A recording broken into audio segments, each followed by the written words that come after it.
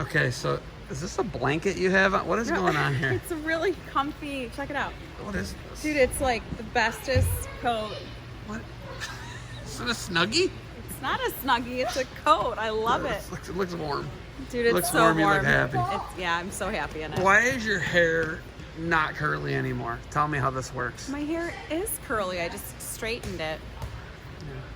You and Nick Nemeth do this thing where you guys have this like awesome curly hair. You were blessed with beautiful curly hair that you get away from your roots and you straighten it. I don't understand it. Well, I think we just like to change it up a little bit, keep you on your toes. And also, one of my biggest goals in life is to figure out ways to frustrate you from all angles and all ways, since you had me marry Scott Burnett, so just payback. I didn't know I did that. I didn't know that. I didn't know it was It's all your fault. Was there a dowry? Did your dad give like the Burnett's a goat or like what?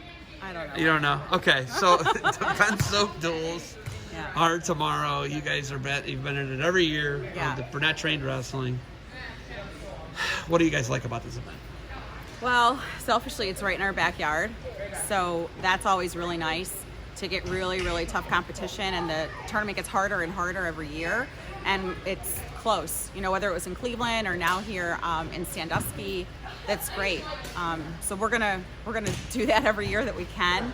We have a great relationship with the tournament director, and we just like to help each other out with some great competition. When you look at Burnett Train, you know, I think does your husband do they wrestle someone else tomorrow? High school? Yeah.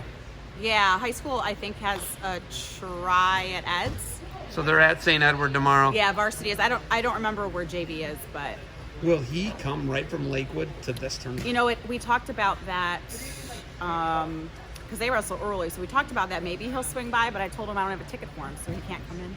Oh, but he can coach. I think if he's a coach, he can bring No, it. our tickets include our coaches.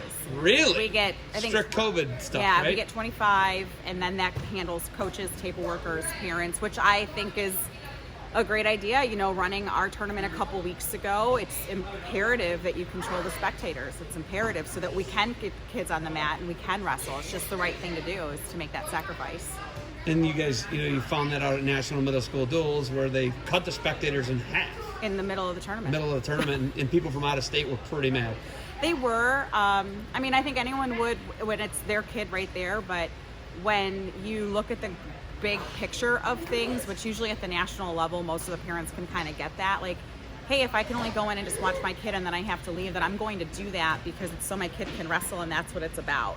It's not about me getting to travel in and hanging out with my friends. Like, it's not about me, it's about the kids. So they were probably frustrated when it was happening, but over the weekend, I don't think that they were mad that they got to wrestle. So At the end of the day, you guys were able to help them turn on a dime with that defense soap, or not with defense soap, with National Middle School Duels. You were able to help. It was a nimble. It's a fluid situation, as I like to call it. It's always changing with COVID, and the protocols are wild. Lucas County. Ultimately, at the end of the day, a week and a half before 2 weeks, they said, hey, nothing in Lucas County. yeah, They were nimble enough to change that event, come down the road to you guys in Rossford, Perrysburg border, Yeah. and do it in that soccer dome. yeah. How are you guys able to run a national scale event and change it like that, Jodi? Relationships, calmness. You know, Dom D'Amelio is as cool as a cucumber, and he handles that stress well. I know how to navigate relationships and how to talk to people, so I knew that there was a potential facility in Rossford, Perrysburg. Got the guy's number, called him. He moved a couple things around for us, and then because we were able to run BTW camps, we already had a relationship with the health department of Wood County. So then as soon as we knew we had that space, I connected Dom with Wood County, and we started navigating that conversation, getting the protocols in place. The director was with us the whole weekend.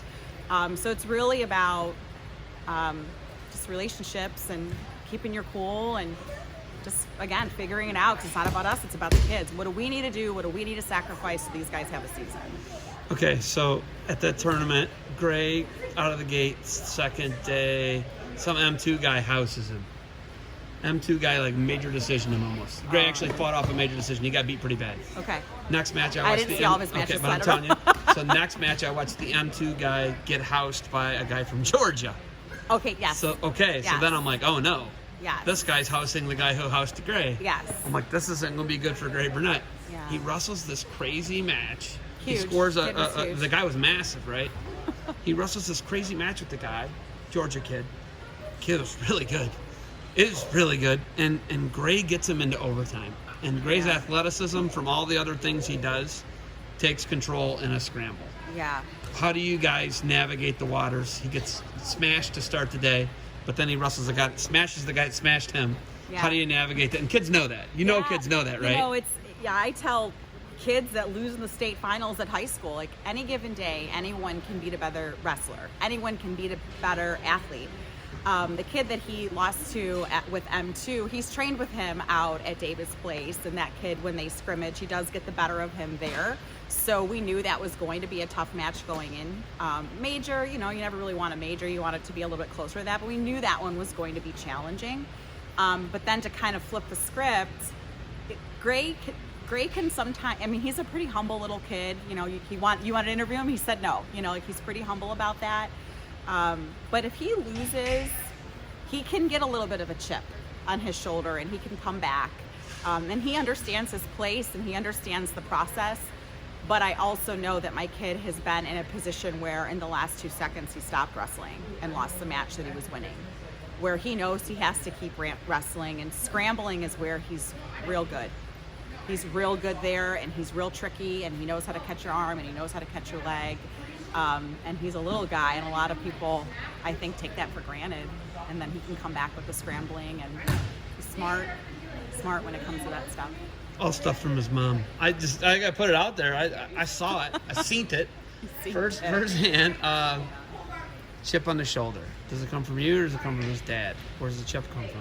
It's probably both of us. Scott and I we can get pretty hold a grudge. We can get kind of like, hey, just because you told me no, I'm gonna do it. We are very diligent when it comes to things like that, and I think that is something that you can't teach someone, and I'm really good that he has it naturally, and I just hope he uses it to his advantage, in a really positive way. So. All right. What's next for you? Do you go back to Perrysburg and go, or do you stay here? No, we're gonna go home. I got a couple kids staying at our house. We'll come back in the morning. Hopefully Scott can come in the afternoon and just get a nice, quick, nicely ran, smooth tournament tomorrow with some great competition. The kids were all looking at the rosters on the way here, and they are excited, like, oh, you get to wrestle with this guy, or this guy's gonna be there. Like, they know every single match, no matter what pool, no matter what crossover bracket, they know it's gonna be balls out tomorrow, and they're very excited. You have beautiful teeth. Thank you. Never noticed how beautiful your teeth are. You got beautiful teeth. Thanks. And listen, here's something I've never done before. I'm actually going to do something. This is new, but I'm gonna take a selfie with you in interview. Wow, right? You've never done that before? Never ever done that before. That was that's actually that's a first. That's surprising. That's a first. Yeah, you usually video while you're videoing. Yeah, I know. You saw that. I was doing a bunch. Wait till you see the pictures I took of you of me shooting a video with you. Oh, you're gonna love it. All right, you got anything else for me? No, I love your wife. I love your kids. I'm thankful for what you do for our wrestling community, and you're a big reason why some of this stuff is able to happen, because you make sure it gets out to the right people, and with you advertising and with you talking about this tournament, you've brought in great competition. So I'm sure that Guy is very helpful for that, thankful for that, and we love what you do for wrestling. Are you going to start being my business agent? Are you gonna start selling me? You just sold me better than I could. If you need some help, if you're struggling in some areas, I can help you with that. I do got a face made for radio, so thank you for the time. I appreciate it. Good luck to BTW tomorrow. Thanks.